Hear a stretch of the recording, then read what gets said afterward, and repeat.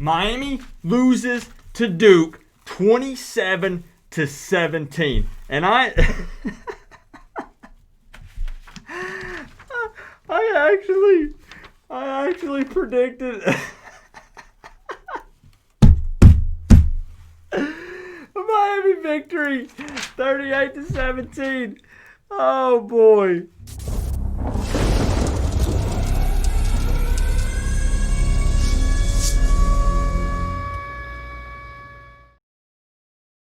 What's going on, Canes fans? I am sick and tired of making these types of reaction videos. I hate having to rant about Miami. It's so much more fun when we can talk about winning. You already know, we already talked about it. Miami drops this game 27-17 and falls to 6-6 on the season after losing to a 4-7 Duke.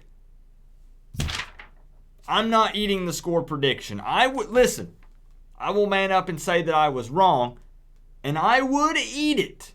I would, because somehow that became a stupid tradition that I did this year. But majority said do not eat it, literally due to your health. We'll have to think of something else to do, apparently. But I am the positive, optimistic guy. You guys know that. A lot of people come to this channel because of that. But I have no positives for this game. None. And I don't want to hear all the Canes fans in the comment section blaming it on the rain. Both of these teams had to play in the rain. You realize that Duke was there too, right? They didn't have a little bubble around them that stopped it from raining on them. They also played in the rain. I'm not making a single excuse. And after this, I understand that so many Canes fans had already come to this conclusion, but maybe it was just me trying to remain hopeful and optimistic. This sorry excuse of a so-called offense will never win championships, ever. And I don't care that it's just year one. I've seen enough. If you really think about the situation here during the offseason, for this offense to be successful, I don't care what guys we have coming in, recruits and whatnot, for this offense that Dan Enos has to be successful, it would have to be completely tore down and rebuilt from the ground up. Now, how many offensive coordinators are really willing to do that? To scrap their offense from the season before and just start all over, clean slate? In my opinion, that's highly unlikely. Not going to happen. Maybe I'm wrong, but I don't think so. With that being said, if that is the case, if I'm right, I want to ask you guys, what does that mean for Dan Enos' future with this program? And I think we all know the answer to that question. There are just so many question marks with the coaching staff on this team. Because also, let's look at the fact that Cam'Lon Harris went down in this game, right? So we knew, at one point it had been Harris and Burns when DJ Dallas was out. So we expected to see Burns step up and play more, which, again, I said no positives for this game, but Burns worked with what he had, right? I mean, he played relatively well. But then Lingard, if I'm not mistaken, got one snap and he came in to block. Is he 100%?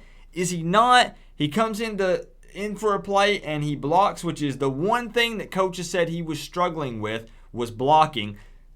Something ain't adding up or making sense to me. And maybe I'm overthinking that one.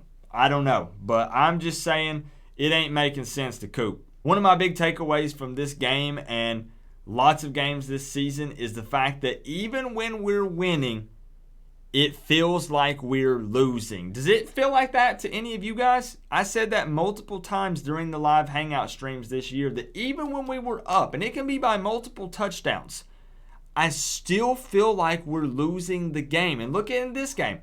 I realize it was only a 1-point lead, but we went into the half with a 14-13 lead, a 1-point lead.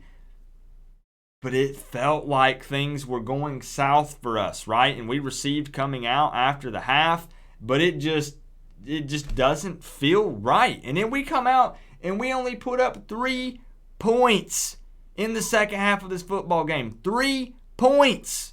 And I poked fun at Duke's defense in my preview video.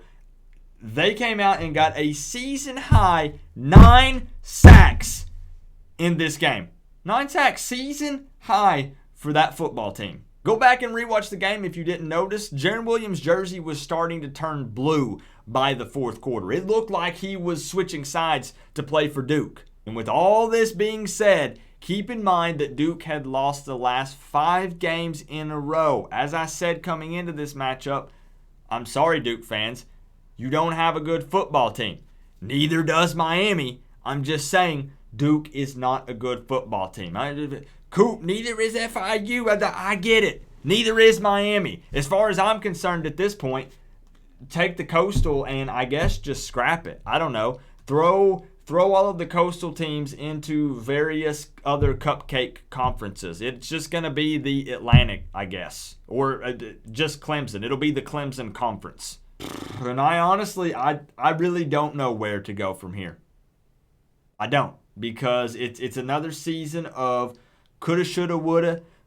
I guess there's always next year. We've been saying that forever. And it feels like that we need a complete overhaul and rebuild after year 1.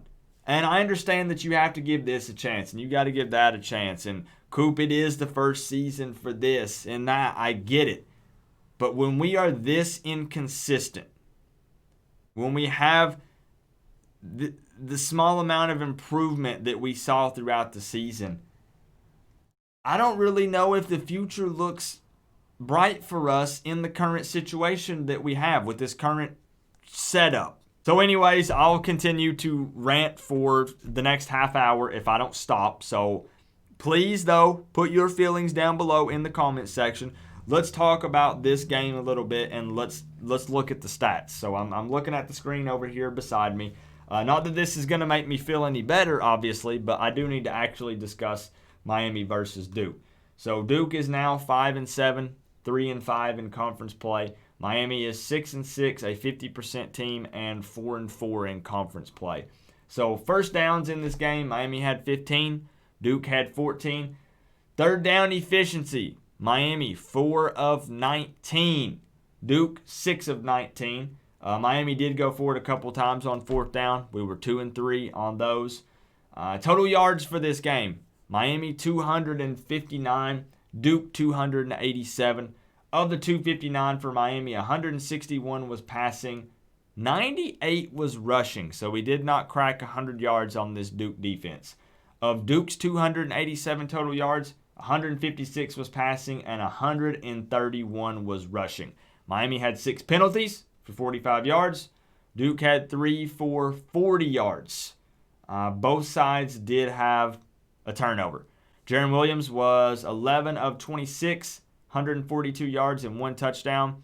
They did bench Williams. I do not believe it was due to an injury. Now, Williams, again, did take an absolute beating because he was sacked multiple times, and some of those hits were some hard hits.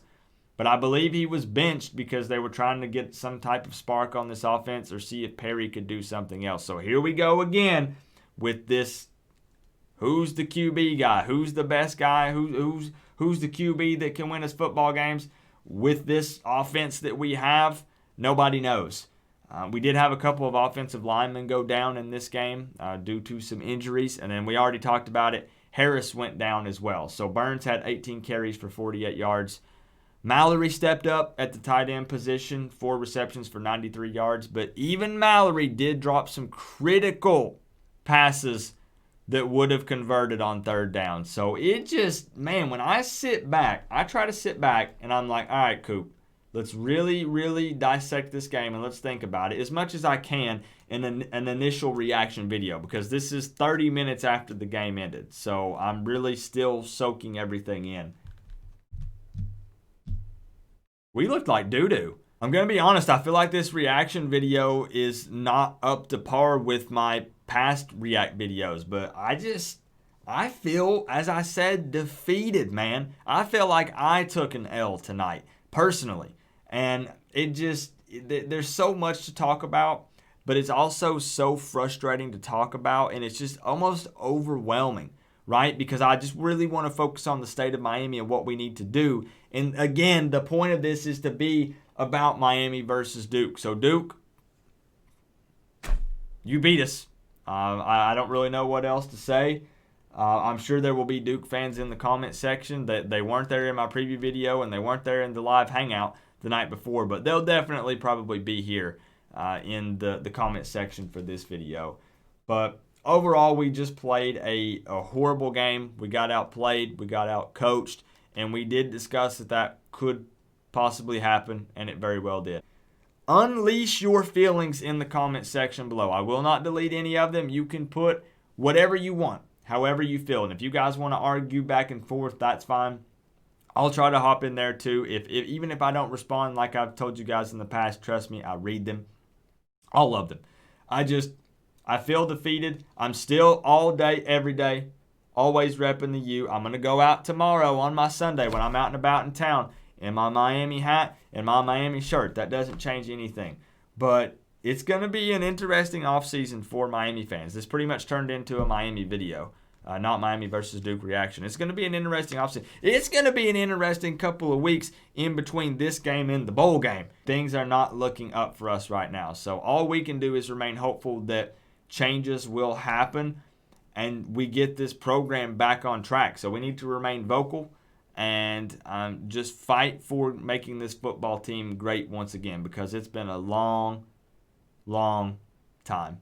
I am not stopping content on this channel like I typically do during the off season. So there's still going to be continuous live streams week after week, videos. We're going to talk about recruiting. Obviously, we're going to talk about the bowl game coming up. Obviously, we're going to talk about the coaches and just state of the program. So there will be videos all year long on this channel. The content will not stop. So I guess we've got that to look forward to. Unless you don't like this channel, then I really don't know what to tell you. So remember though, guys, we are all one big happy college football family. But at the end of the day, I'm still going to say it.